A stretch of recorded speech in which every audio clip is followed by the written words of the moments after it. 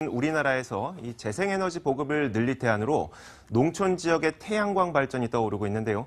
농사는 그대로 지으면서 또 태양광 발전을 함께해 이 농가 소득 증대에도 도움을 줄 수 있는 햇빛 농사 현장을 저희 취재기자가 직접 취재해왔습니다. 박경민 기자입니다.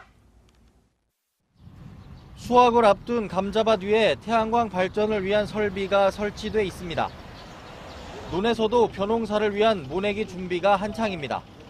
이곳에선 벼농사 외에 감자, 인삼 등 다른 농작물과 태양광 발전이 공존할 수 있는지에 대한 실험도 함께 이루어지고 있습니다. 태양광 패널로 인한 그늘 때문에 농사가 안 될 것이란 우려가 컸지만 결과는 달랐습니다. 저희들도 시작하면서 깜짝 놀랐습니다. 진짜 정말로 이렇게 수량이 거의 한 10%에서 15% 이내로 감소가 되면서 작물이 되는 걸 보고 야, 이제는 이것뿐이 없구나. 농업이 살 길은 동시에 광발전도 하고 농사도 짓고.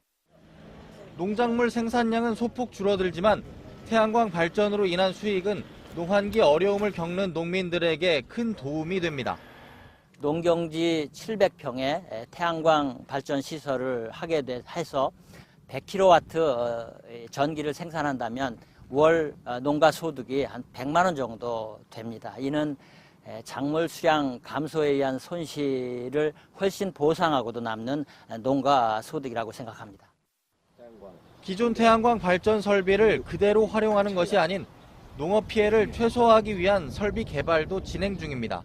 현행법상 대지가 평평하고 일조량이 좋은 농업진흥구역, 즉 절대 농지에는 태양광 발전을 할 수 없습니다. 하지만 신재생에너지 보급과 농가 소득 증대를 위해선 규제 완화가 필수적입니다. 일본은 지난 2013년 절대농지에 일시적으로 태양광 발전 설비 설치를 허용했고 3곳에 불과하던 영농복합형 태양광 발전소 숫자는 지난해 1000곳 이상으로 늘었습니다. 이 태양광을 농업에 접목해서 농업의 범주 안에 넣는다고 하면 모든 문제가 해결됩니다. 지금은 생산 조정을 해서 쌀이 남아도는 세상이 돼서 생산 조정을 해야 되는데 그 생산 조정 지역에다가 한시적으로 태양광 농사로 짓게 만든다고 하면 모든 문제가 해결될 수 있다. 그런 방향으로 법 제어를 할 생각입니다. 농작물과 태양광 발전이 햇빛을 공유하는 새로운 사업 모델이 한계에 다다른 농가 소득을 늘리고 재생에너지 보급에도 기여하는 전기를 마련할 수 있을지 주목됩니다.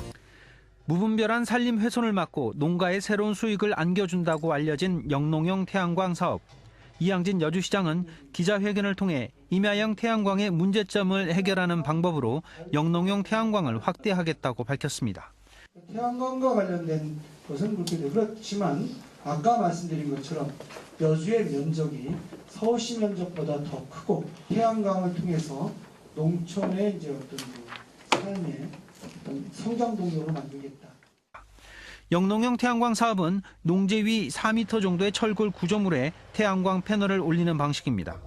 아래에서는 농작물을 재배하면서 전기 생산도 할 수 있어 일석이조의 효과를 내고 있습니다. 전국적으로는 경남과 전남 등에서 시범 사업이 진행됐으며 경상대의 연구 결과에서는 패널 아래 농작물의 작황에도 큰 영향이 없는 것으로 나타났습니다. 여주시는 지난해 말 태양광 사업과 관련해 민간 업체와 MOU를 맺었고 실제로 버섯 재배사 등에 태양광 발전소를 설치하기도 했습니다. 현행법상 농지에 태양광 발전 사업을 할 수 있는 것은 버섯 재배사 정도로 한정되어 있습니다. 하지만 현재 추진하고 있는 영농형 태양광 발전 사업의 경우 그 범위를 그 앞 농지까지로 확대하는 내용을 담고 있습니다. 여주시의 태양광 발전소 허가 건수는 지난해 191건에서 올해 366건으로 늘어났습니다. 또한 기존의 공장 지붕이나 버섯 재배사로 제한됐던 관련 사업도 더욱 활기를 띨 것으로 예상됩니다.